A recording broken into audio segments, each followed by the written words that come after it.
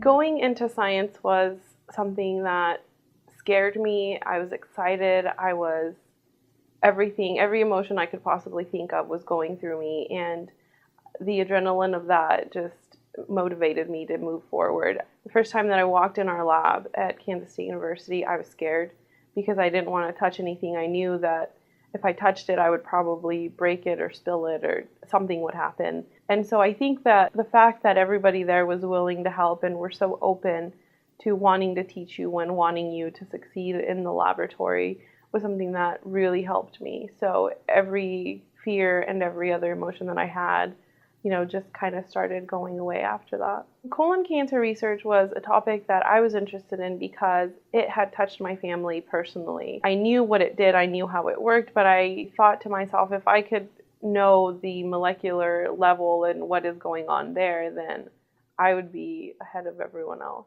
My project in my undergraduate lab focused on the importance of cell-to-cell communications, specifically colon cancer cells.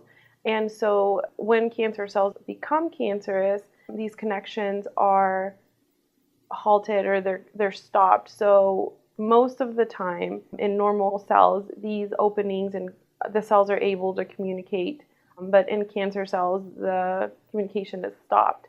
So my project looked and focused at trying to find proteins and small enough particles to go through these junctions and stop the communication between cancer cells, which in theory would stop the spreading of cancer.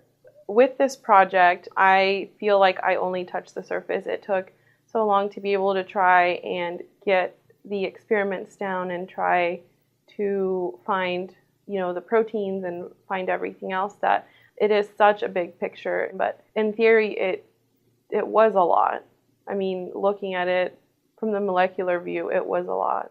So the most frustrating part about the lab work for me was handling of instruments and handling of cells, and knowing that if I did anything wrong, then the entire experiment was going to be stopped. But I feel like I had a lot of help, I had a lot of support, and everybody there was willing to help me and willing to try to teach me to do it the correct way.